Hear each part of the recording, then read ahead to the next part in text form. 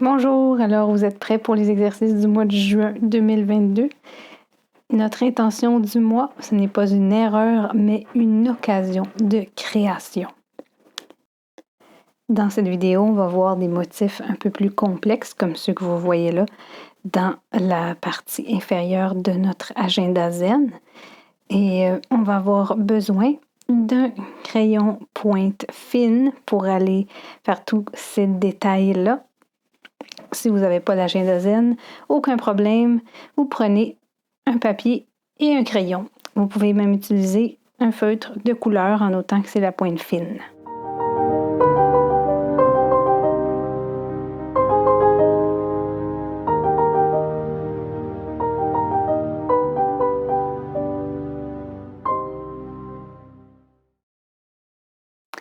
Je suis Marjolaine Sioui, votre coach créatif de Sioui Art Thérapie.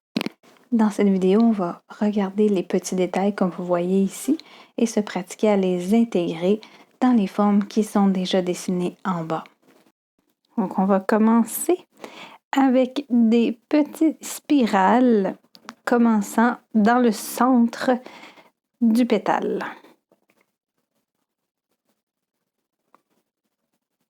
La ligne de séparation centrale a été pré-tracée pour nous aider vraiment à faire quelque chose de symétrique, mais on n'oublie pas que la perfection n'est pas de ce monde et si ce n'est pas totalement symétrique, c'est vraiment pas grave. Ici, je vais vous montrer d'autres exemples, mais si vous avez une version favorite, allez-y, répétez-la dans 2 ou 3 pétales pour voir l'effet que ça donne. Ici, on va enrouler les spirales d'une façon un peu plus aléatoire, en fait, sans partir du centre, mais bien en partant de la forme elle-même, de la ligne tracée précédemment.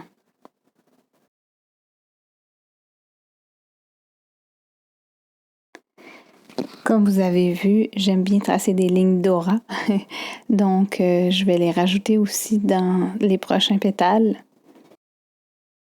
Et n'hésitez pas à tourner la feuille pour être plus à l'aise avec les mouvements de votre poignet. Vous pouvez aussi faire encore plus de subdivision vu que les pétales sont assez grands.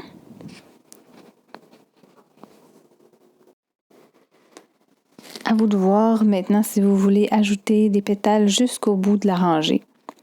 Maintenant, on va regarder les motifs des mini-pétales qui sont le long des autres. Comme je vous disais tout à l'heure, on peut faire des subdivisions. C'est ce qui va nous donner un motif plus complexe. Et dans la partie supérieure, là, je vais rajouter ces petits pétales courbes. Arrivé au centre, j'en fais un plus gros pour m'assurer qu'il va vraiment toucher les extrémités, les autres lignes. Et je continue encore là pour que ça soit plus ou moins symétrique d'un côté à l'autre. Ensuite, une autre ligne d'aura pour bien séparer ce motif-là de celui qui sera au centre. Et des petits détails, donc tout simplement avec un crayon pointe fine, ça va nous donner une idée de relief, surtout si on met de la couleur après. Maintenant, au centre, je pars du milieu et je fais 2 petites spirales et un autre pétale. Donc, c'est une suggestion. Ici, pour ce nouvel exemple-là, je vais encore une fois subdiviser pour vous montrer une autre variante. Alors, l'intention du mois, c'est d'accepter le fait que si il y a un trait qui ne sort pas de la manière qu'on voulait ou qu'on aurait pensé ou qu'on avait planifié, eh bien, le défi est de ne pas le considérer comme étant une erreur, mais bien comme l'occasion de créer quelque chose de nouveau. Donc, de faire avec ce qui est là et de forcer un peu notre imagination à partir de là, inventer un nouveau trait, un nouveau motif. Ici, je suis en train de créer cette petite fleur avec le même genre de pétales, donc le centre circulaire et les petits pétales un peu fripés aux extrémités. Je peux aussi utiliser une mine un peu plus épaisse ou une couleur pour remplir les espaces ici. Ça, justement, quand on n'est pas satisfait d'un certain résultat, c'est une technique qui nous permet d'aller créer autre chose, d'aller colorier par-dessus les traits non désirés, d'aller perfectionner certains traits. Et oui, c'est une autre façon de créer et qui donne un résultat tout à fait imprévu et c'est ce qui en fait toute la beauté d'ailleurs.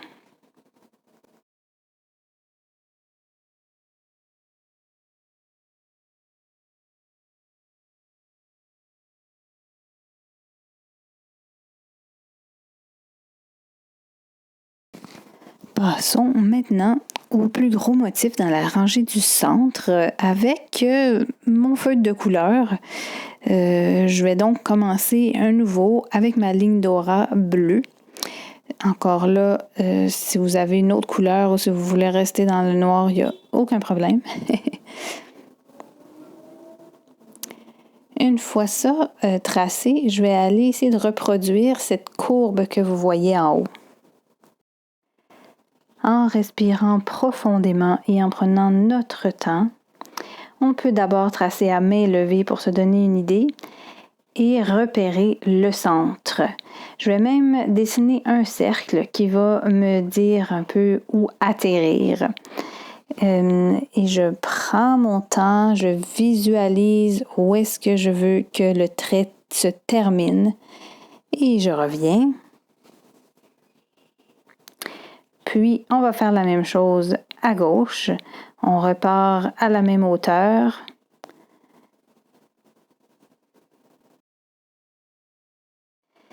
Et je rappelle que si ça ne sort pas comme on avait prévu, ou comme moi, ou comme sur la ligne d'en haut, c'est vraiment pas grave. Ça va vous donner encore quelque chose de différent et voyez qu'est-ce que vous pouvez faire à partir de là.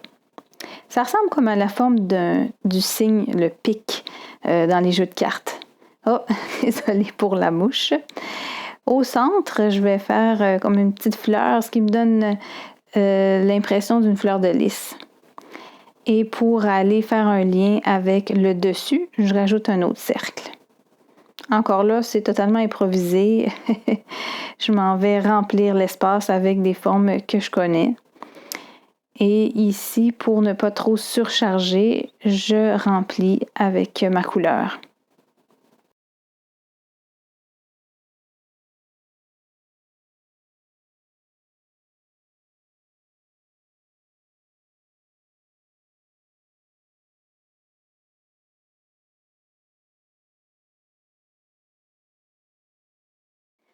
Bon, maintenant, je trouve ça un peu vide. Alors, j'ai décidé d'improviser et de rajouter ces petits cercles le long de cette ligne.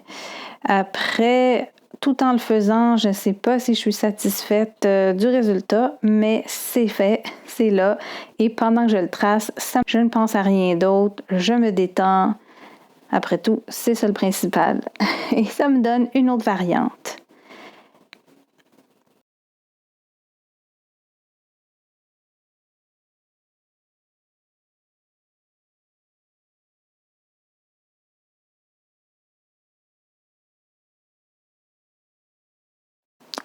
Maintenant, pour cette figure qui avait déjà une première courbe, je vais reprendre mon crayon noir et retracer cette même spirale. Je me replace à la même hauteur du côté droit.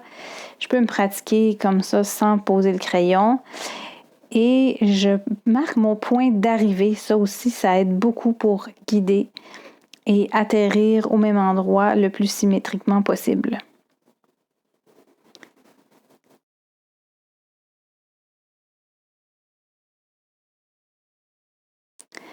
Ici, je vous montre l'exemple de cette petite fleur qui est dans la ligne du haut que je vous ai montré en exemple tout à l'heure. Donc, avec les pétales un peu froissé, disons, à l'extrémité supérieure. C'est qu'entre chaque pétale, je rajoute un tout petit cercle.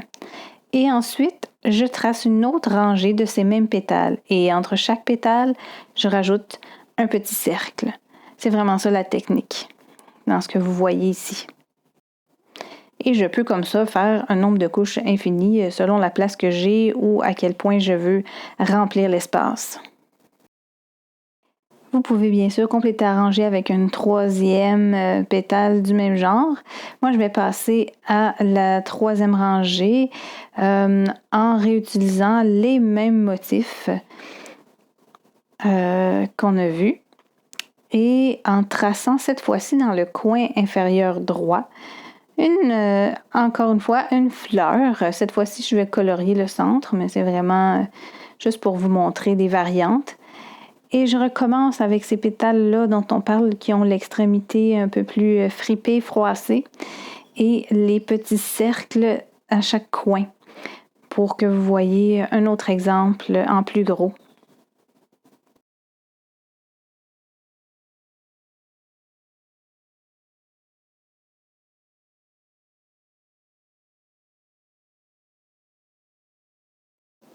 Pour donner un effet de profondeur, je remplis aussi l'espace entre les deux sections de ce pattern-là. Et ça me permet aussi de faire une délimitation claire vu que j'ai doublé la ligne d'aura en diagonale dans ce même pétale. Et comme je disais, ça me permet aussi de peaufiner un peu les traits en repassant au noir et essayer d'égaliser un peu plus mes pétales.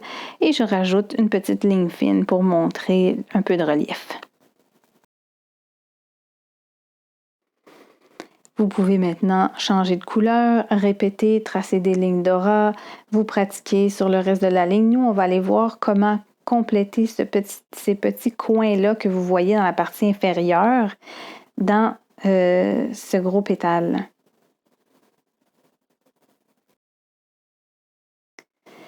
Je crois que vous avez vraiment maintenant de quoi vous amuser, explorer et jouer avec ce qu'on aurait appelé une erreur autrefois pour en créer des nouveaux motifs. Vous pouvez colorier aussi, bien sûr, ici. Et voilà pour ce mois-ci. J'espère que ça vous a plu. Surtout, n'hésitez pas à partager, commenter.